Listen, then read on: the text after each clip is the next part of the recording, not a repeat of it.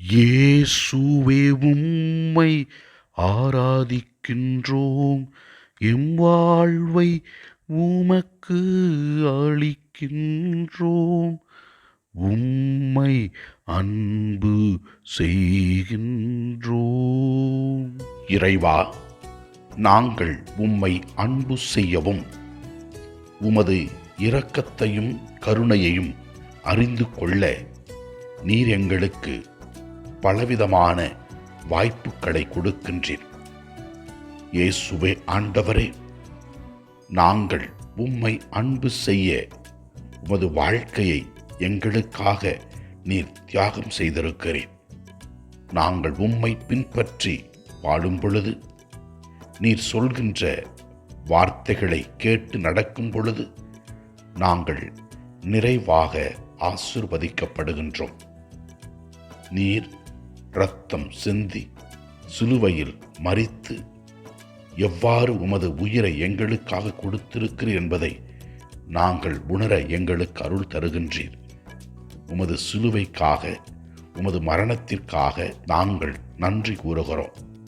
அதனால் நாங்கள் மீட்கப்பட்டிருக்கிறோம். நாங்களும் உம்மை அன்பு செய்ய வரம் தாரும். நீர் கொடுக்கின்ற ஆசீர்வாதங்களுக்காக நன்றி கூறுகிறோம். உம்மை ஆராதிக்கின்றோம். முதல் வாசகத்திலே நாம் பார்க்கிறோம், இஸ்ரவேல் மக்கள் எகிப்து நாட்டிலே எண்ணிக்கையில் அதிகமானதை கண்டு எகிப்தியர் பயந்தார்கள்.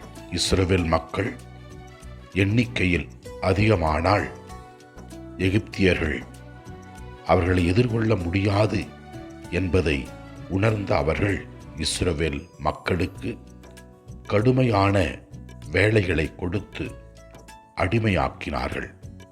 ஆனாலும் அப்போதும் மக்கள் தொகை குறையவில்லை, கூடியது.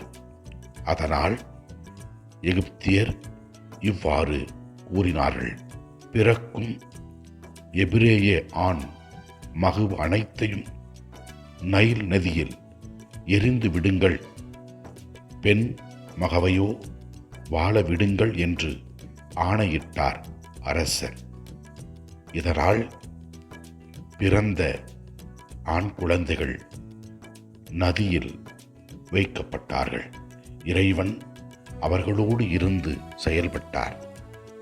நற்செய்தி வாசகத்திலே ஆண்டவர் இயேசு கிறிஸ்து இவ்வாறு கூறுகின்றார், என்னை விட தம் தந்தையிடமோ தாயிடமோ மிகுந்த அன்பு கொண்டுள்ளோர் என்னுடையோர் என கருதப்பட தகுதியற்றோர்.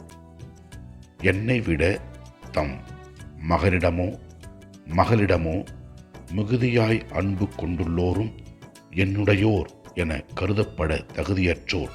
தம் உயிரை காக்க விரும்புவோர் அதை இழந்து விடுவர்.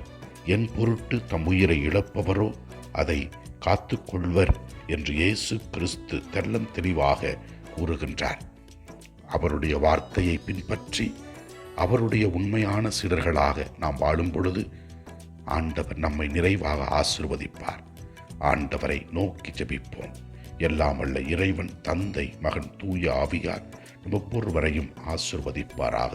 இயேசுவுக்கு புகழ். மரியே வாழ்க. ஆமென்.